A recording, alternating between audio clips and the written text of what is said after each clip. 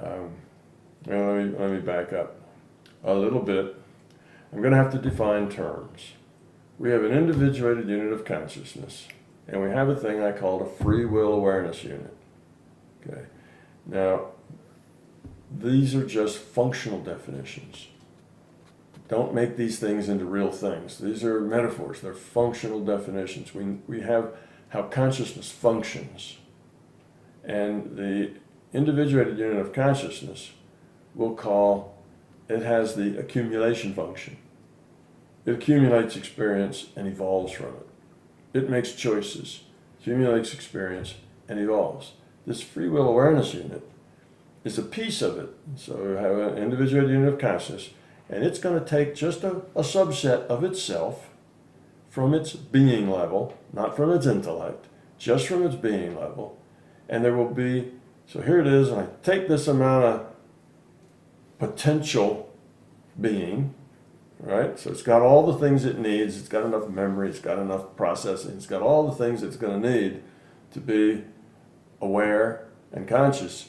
But it doesn't have a VR. It doesn't have a virtual reality. It's just a piece set aside. There is no virtual reality. Well, if there is no virtual reality, it's not conscious. Remember, we just said you need virtual reality for consciousness. It can't communicate. It has no history. It has no experience. It's just a piece of consciousness, of proto-consciousness, of potential consciousness. It's not consciousness yet, because there's no virtual reality. There's no history. There's no memory. I mean, there's memory, but it's like blank. You know, there's nothing on it. But what it does have is all of the quality, all of the basic, what should we call it, essence of its parent, the IUOC. The IUOC has evolved up to this point, and this little piece of itself that comes out of its being level has that. It has the potential to be that. Doesn't necessarily mean that it's going to be that, but it has the potential to be that. It's got what it takes to have that, to do that. So now, you take that free will awareness unit and you let it start experiencing. You, if you will, you attach it through a VR. You give it a VR of this physical reality, what I call PMR, physical matter reality. So now you say, okay, we'll plug you into this VR. Suddenly it's got a data stream and it's in the VR. Okay, but it's immersed in that VR. You see, that's its job. The free will awareness unit is a totally immersed experience. Its only reality is that VR, because that's the only data stream it has. It has just this one data stream, and that's the data stream, like the data stream to your computer on World of Warcraft. You know, it has that one data stream, and what is it? Well, it's an infant. It's probably a 4 month into the 5 months into the gestation infant who's hearing its first sounds and feeling its first motion, and it evolves to where it starts kicking, its mom from the inside and things like that. So it has some awareness even then. And what is it learning? Well, it's starting from scratch. It doesn't have any of the baggage of its parent. Okay? It has only the potential of its parent. All the potential that this parent has put together up to this time, it has that, but it doesn't have any of the baggage. And a lot of people would say, yeah, but it needs memory, it needs all this, it needs to be able to know where it came from and so on.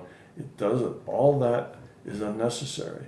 Let's say it did know. Let's say it did know the last several lifetimes. If you just even limit it to that. So let's say it did. What would it do? Well, it would start second guessing. It would be making its decisions from its intellect if it had intellectual information and not just being level information. So if it had intellectual information, it would be saying, well, I remember last time I did this, I think I'll do something different. And you'd say, well, what's wrong with that? It's learning. No, that's all intellectual. It's acting. It's being, it has an image. It's acting. You don't want it to act. That just gets in the way. It has to interact at the being level. It has to be exactly who it is and does exactly the way it feels, because that is expressing itself. And then it has to see, how does that play? What kind of feedback do you get from being real? Not what kind of feedback do you get by pretending to be something you're not. You see? So we don't want it to have an intellectual memory from where it's come from, because that will just get in the way. That's why this free will awareness unit gets old and has to be recycled, because eventually it paints itself in a corner with so many beliefs and so many constraints on itself. Because of those beliefs, it gets closed off, and its growth rate slows way, way down, because it's had this experience and now it second guesses everything. It doesn't really just react out of the now and what it is. It's got all these overlays of culture, what I should do, what I shouldn't do, how I should be, how I shouldn't be. It's got all of this, and you don't want that new free will awareness unit to be burdened by all of that stuff. You're speaking of past lives, and this question comes up often. It seems, people say it seems such a waste to lose all of the experience you've gained. No, it's absolutely necessary to lose it all at the intellectual level. You don't lose any of it at the being level. So the quality gained from all that experience, all the good decisions you made, all the love and caring that you demonstrated, okay, that raises you up to a little higher, level of evolution, if you will. And that you retain, the potential for that, that's there. But what you don't retain is this intellect that remembers it, because the intellect will get in your way. You can't grow anywhere except at the being level. See, there's a difference between acting and being. With an intellect full of that information, you could act better. But it's not about acting better. It's about being better. And acting better just gets in the way because you act through your whole life, and you even lose touch with who you are. You don't know who you are. You don't know what's at your being level. Your core is invisible to you because your whole life is nothing more than acting. You're in a culture. The culture expects things of you. You act in certain ways to get along with your culture. You can't act outside of that constraint because you've just learned that you can't. That's the culture constrains you to that. The culture says you can't act in these ways. Okay, so it's a set of constraints on you if it comes in with your intellect. What you need to come in with is just your being level, and you need to be authentic, interact with the world at the being level, and then grow up from there.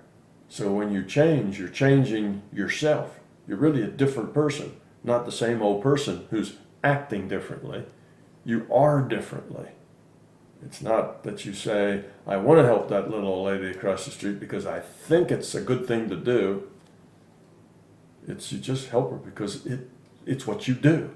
Not because you think it's a good thing to do, because you don't think at all. You just do because that's you. You see, there's a difference. So people would say, people who are used to acting their way through life like to have all that information because it would help them act the way they think they ought to be. What they don't understand is acting isn't valuable. Being is valuable. And if you had all this intellectual stuff passed on, you'd be just acting. And you'd inherit all the stuff that already backed you into a corner here.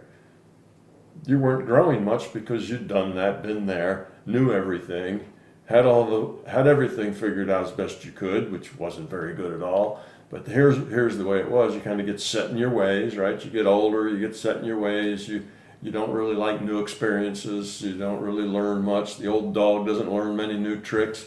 You kind of get down to the point where you're kind of dysfunctional as far as growing up because you've kind of backed yourself into a corner with all this intellectual stuff. Well, Get rid of that. That's just junk. That's the baggage that you don't want to carry with you.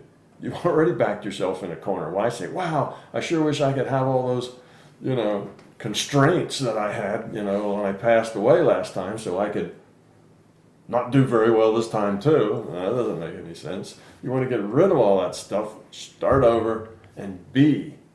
And the people that feel inadequate to be, it's because they're acting. And if they had more information, they could act better.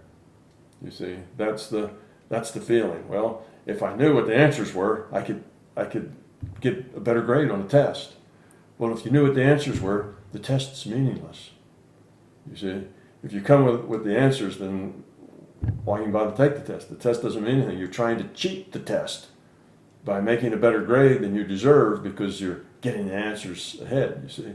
That's not what we want to do. We want to take the test at the being level, interact with the world, get the feedback, and change at the being level.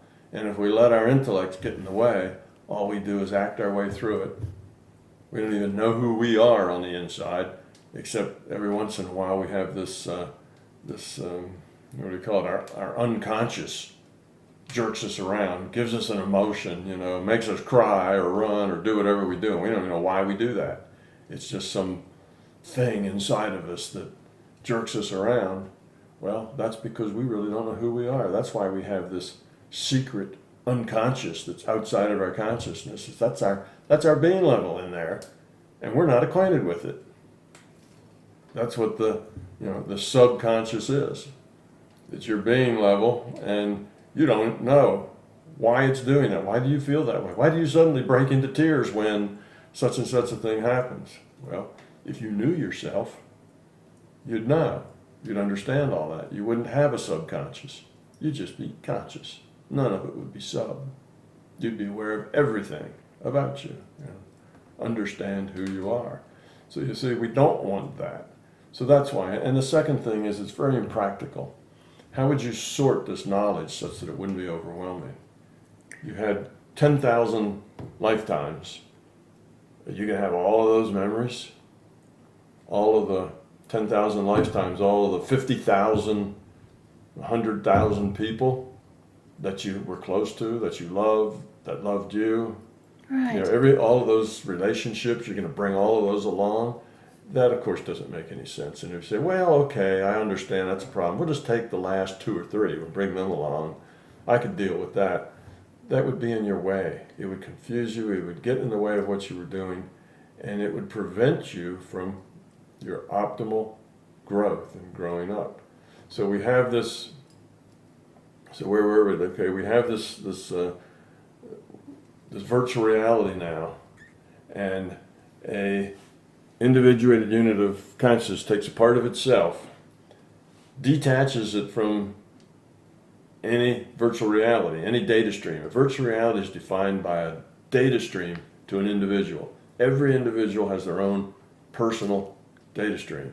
And no 2 data streams are alike, just as no 2 people are alike, because no 2 people have the same experience base. So this data, this piece is not conscious. This little subset is not conscious until it gets a data stream. And once it gets attached to the PMR, physical matter reality data stream, the data stream that defines this physical universe, virtual reality, then it is conscious because now it has a data stream. Before it was just potential consciousness, and it's immersed entirely. Why do we do it that way? Because the individuated unit of consciousness doesn't want to be immersed. The individual unit of consciousness is the collector. It may have 2 or 3 of these incarnations going at once. It wants to collect all the data. Besides, it's getting the data, and it's looking at all the data in whole. It's trying to see if some of what it learns here will inform some of what it learned there to get a better, see, it's looking at the whole thing. And by looking at the whole thing, it can find lessons and learning that it won't find by just looking at, one individual one. It can see the bigger picture of these lives. So all of that data from its free will awareness unit feeds back up to the individuated unit of consciousness, who is the accumulator, the synthesizer, the looking at it from the big picture, and internalizing it and growing up. Okay, so the next time it does a free will awareness unit, it goes out with a little higher level of potential. You see? But it still starts from scratch. So that little free will awareness unit is immersed. And that's a different kind of arrangement than in World of Warcraft. In World of Warcraft, we're sitting here watching our elf run around on the World of Warcraft map, in the World of Warcraft world. But we're not immersed. We get up and take a break, go to the refrigerator, make a sandwich, go outside and play or something. Then we come back and sit down and resume the game. We're not immersed in it. Now, some kids almost get immersed in it. They get into that thing and they don't eat, they don't do anything, they just play, they're in it, and they don't know anything else that's going around. And they may be immersed for a while, maybe for a few hours, but they're not really totally immersed. They're not living and breathing it 24/7. That's total immersion. And that's what you need in order to grow in this thing. You can't say, oh, well, I'm kind of having a hard time over here in this physical reality, and then just take a break from that. And when you take a break, your character, like the World of Warcraft, they just stand there and wait for you to come back, and they wobble a little bit. They kind of like this, they wobble around while you go make a sandwich, and then you come back, you play them again. That, it doesn't work here, because this is a real tight rule set. It has to be continuous play. It has to be immersion. And the individuated unit of consciousness isn't up for immersion. It's up for collection, synthesis, and trying to grow from it. So that's the way it is. So now in this free will awareness unit, which is what I call little c consciousness, that's the consciousness that's in our head. That's the little c consciousness that's immersed now in this game. When that's done, when that avatar dies, that free will awareness unit is done. It's gone, disintegrated. Don't use that anymore, you see. But the history of it, the data of everything it thought, everything it felt, everything in this database of consciousness, everything that went through that consciousness, all the feelings, all the sensations, everything from before it was born till its death is all in the past database. So that's there. But this particular free will awareness unit is just gone. That's the way it is. It's done its thing, played its part, it dies, and now that individuated unit of consciousness can go have another one, another free will awareness unit, or two of them if it wants, to play them in this game at a little higher level now because it learned from that last one. So that's the way it works. And let me caution you again, this is not, don't take it literally. These are metaphors, they're functional metaphors. We know consciousness has these functions because we see it. I've experienced it in the larger conscious system. I experience it here.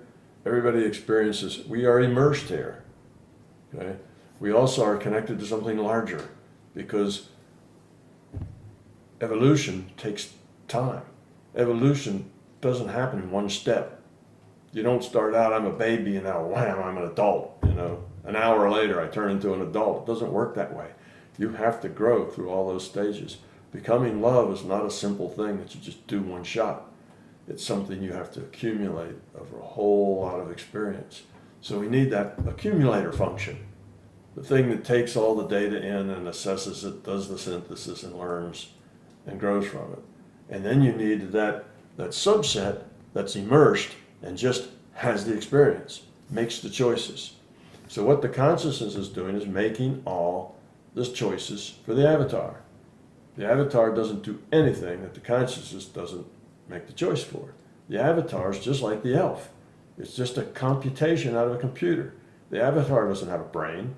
The avatar doesn't have a physical body. The avatar doesn't have a consciousness of its own. The consciousness, the free will awareness unit, is the consciousness, and the rest of it is just a virtual reality data generated in a computer. See? But that free will awareness unit that gets born starts learning how to interpret the data stream. It gets a data stream, and it has to figure out how to interpret that data. It's not immediately clear how to interpret any of the data. It has to learn, what's what, who's who, light from dark, mom from dad, apple from peach. It learns all this stuff as it experiences it. So it begins to build its own experience here. And that's how it has to go. So that may make it a little more understandable looking at this functional model. Now, these things are metaphors. We make these up so that we can talk about these functions, because understanding the functions help you understand the process that consciousness has to go through. So we give them names: individual unit of consciousness, free will awareness unit, and we say what the function of each of these is and how that works. So there's a couple of things to get here, and one of them is that the virtual reality's rules of interaction creates the context that enables the free will choice and its consequences to exist within a consistent framework called a reality frame. Okay, and virtual realities are fundamental to consciousness, just as time and free will are fundamental to consciousness.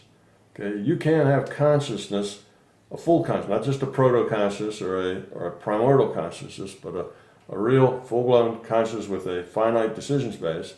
You can't have consciousness, as we think of it, a communicating, interacting consciousness, until you have at least a virtual reality big enough to communicate with. You see? Otherwise, you just have awareness. And that awareness is maybe just aware of this state and that, and it's be able to change that, but that's it. See, it's very limited. We think of consciousness as this interactive thing that's taking in data and passing out data, and that doesn't really happen until you have a VR where it can communicate. So we have consciousness, we have free will, and we have a virtual reality. Okay, well, I guess I should say we have awareness, free will, and a virtual reality. Those together really enable the kind of consciousness that we think of when we think of consciousness. So that's kind of an interesting thing. Consciousness requires all of those, because without free will, there's no choice. Without choice, there's no consciousness. There's no growth. What are you conscious of if you don't have any choice? There's nothing for consciousness to do. There's no way to express it if there's no choice. Then it's a deterministic thing that just stays and never changes. It doesn't grow, it doesn't become, it doesn't have any point. If it doesn't grow, it doesn't become, doesn't do anything, well, it's superfluous. It doesn't have any point. So evolution does not create things that have no point. Evolution creates things that work. So that's the idea. You need time, you need virtual reality, you need awareness. And if you have all those, then you get consciousness, and we kind of show that all that can just evolve, starting with a little good luck and randomness, and then after that it's not so random, because our evolution isn't entirely random, because part of a feedback in our larger that our larger conscious system has given us in this virtual reality is intent modifies future probability. That's a feedback for us. That way we create a world that reflects ourselves, which is feedback, is what we are and what we need to be. So that's part of the feedback process. Okay, so that's an important connection there with us, that we create, in a lot of ways, we create our own reality. Our reality reflects us, the way we are, the way we truly are. Not the way we'd like to be or the way we think we are, but what we see out there is really the way we are.